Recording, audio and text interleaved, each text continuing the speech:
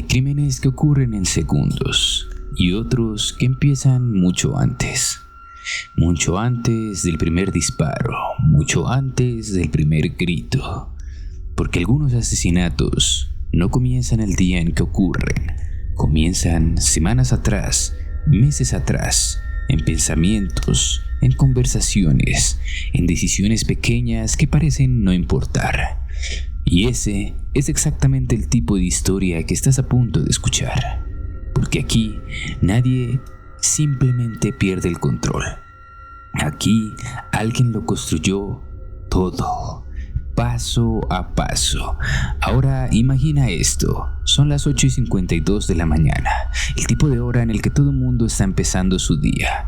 Personas entrando al trabajo, autos estacionándose, café en la mano, rutinas, nada parece fuera de lugar.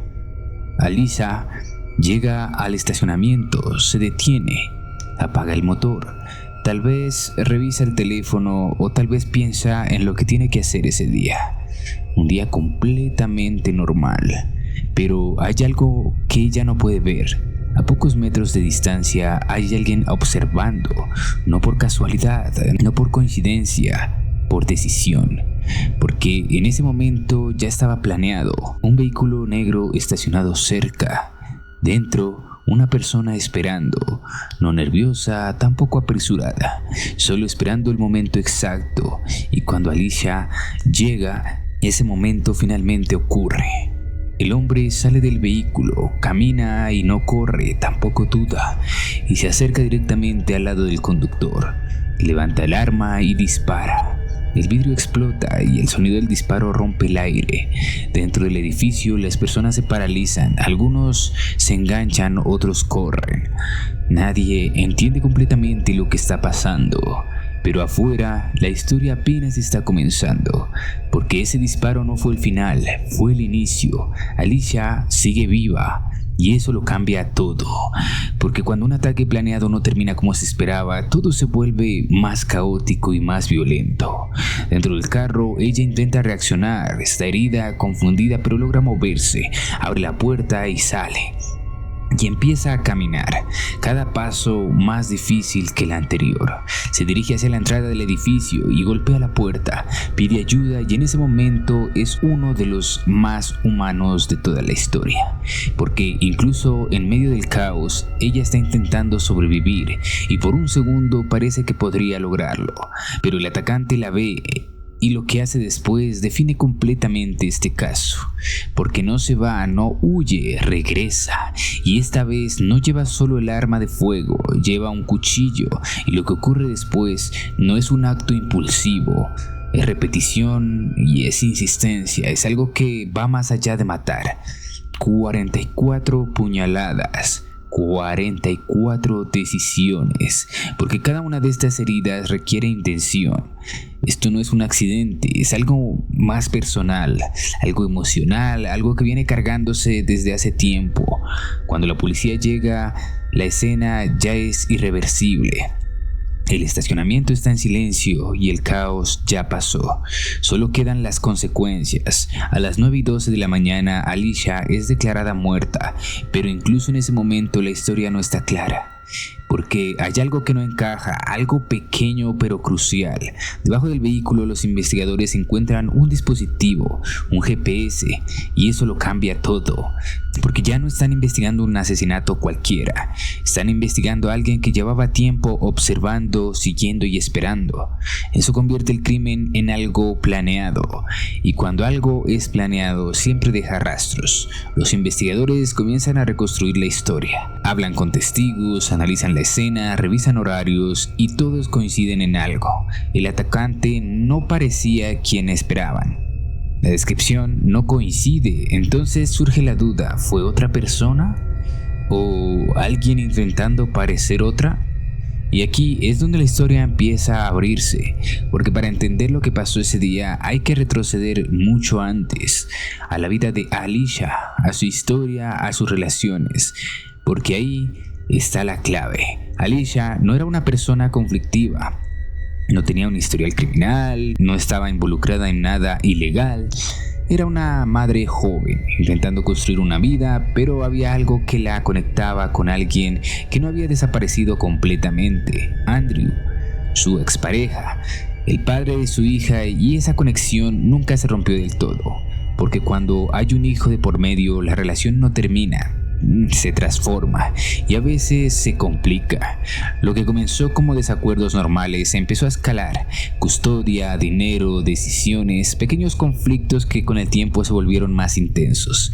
Pero hay algo que lo cambia todo: el miedo, porque Alicia empezó a sentir algo que no podía explicar completamente, pero estaba ahí.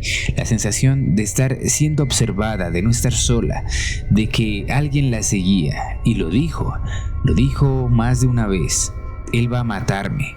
No como una exageración, como una advertencia. Y aquí es donde todo se vuelve incómodo, porque esas señales casi siempre se ignoran, hasta que dejan de ser señales y se convierten en hechos. Porque hay algo que la mayoría de personas no entiende hasta que es demasiado tarde.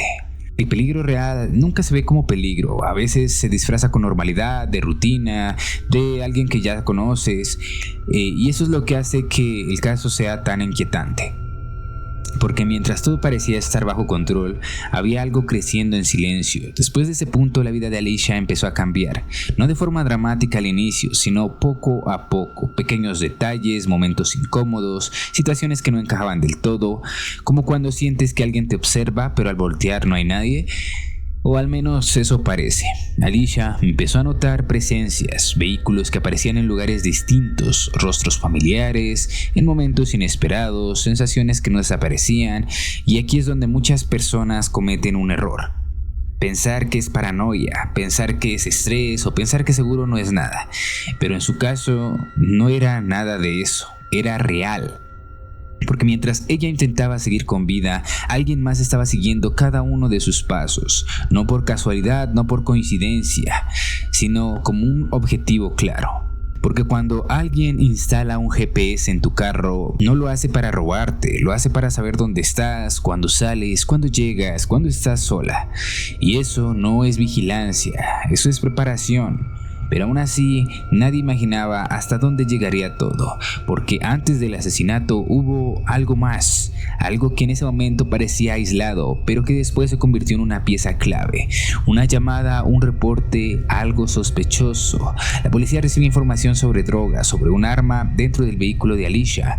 Cuando revisan, todo está ahí: dinero, sustancias, un arma sin número de serie, pero hay un problema: nada encaja con ella. No tiene antecedentes, no tiene historial, no tiene conexión, y todo parece demasiado perfecto, demasiado limpio, demasiado preparado, como si alguien hubiese querido construir esa escena. Eso no es suerte, es una manipulación. Y cuando juntas eso con el GPS y el miedo constante, la historia empieza a tomar forma. Pero todavía falta algo, el punto de quiebre, porque una persona no pasa de observar a matar, sin cruzar una línea mental. Y esa línea no siempre se cruza solo. Aquí es donde aparece Holly, y al inicio no parece relevante. Es solo la nueva pareja, alguien que en teoría no tiene nada que ver. Pero en ese tipo de historias, las personas que parecen secundarias a veces son las más importantes. Porque según lo que los investigadores empezaron a descubrir, ella no solo estaba presente, estaba influyendo, guiando, empujando poco a poco sin hacer ruido. Porque el control más efectivo no es el que se ve, es el que se siente, el que se construye en conversaciones, en ideas, en dudas, en inseguridades. Y cuando Andrew finalmente habla, todo cambia, porque ya no se trata solo de lo que pasó, se trata de cómo se construyó, de cómo quién puede ser llevado paso a paso a hacer algo irreversible. Según su versión, nada fue improvisado, todo fue pensado, planeado y calculado, desde el disfraz hasta el momento exacto, el maquillaje, la ropa, la forma de moverse, la forma de desaparecer. Todo tenía un propósito, y eso explica algo clave: los testigos.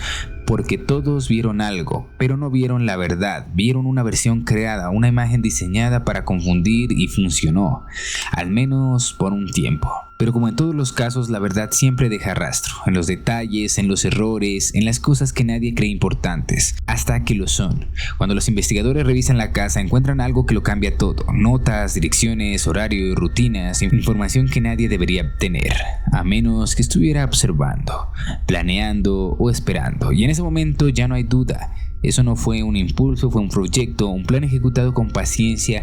Y eso es lo que lo hace más perturbador, porque significa que hubo tiempo para detenerse, para pensar, para cambiar de opinión, y aún así no lo hicieron. El arresto llega, las pruebas se acumulan, el caso se construye, pero incluso entonces la historia no termina, porque hay algo que siempre queda: la pregunta, ¿por qué? Entender el cómo no siempre es suficiente. La gente necesita saber el por qué, y en ese caso no hay una sola respuesta. Hay celos, control, obsesión, pero sobre todo hay la necesidad de poder, de eliminar a alguien para ocupar su lugar.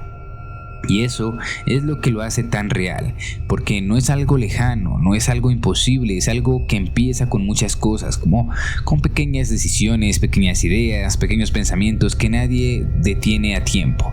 Y cuando finalmente explotan, ya no hay forma de volver atrás, porque al final este caso no trata solo de un asesinato, trata de algo más incómodo: la capacidad humana de cruzar límites, de justificar lo injustificable, de convertir una idea en una acción. Y eso es lo que debería hacerte pensar, porque la mayoría de personas no son peligrosas al inicio, se vuelven peligrosas poco a poco y en silencio, hasta que un día ya es demasiado tarde. Así que la próxima vez que algo no se sienta bien, no lo ignores, no lo minimices, tampoco lo justifiques, porque a veces esta incomodidad es lo único que tienes para protegerte. Y entender eso puede marcar la diferencia entre una historia que se cuenta y una historia que nunca debería haber ocurrido. Nos vemos en la siguiente historia.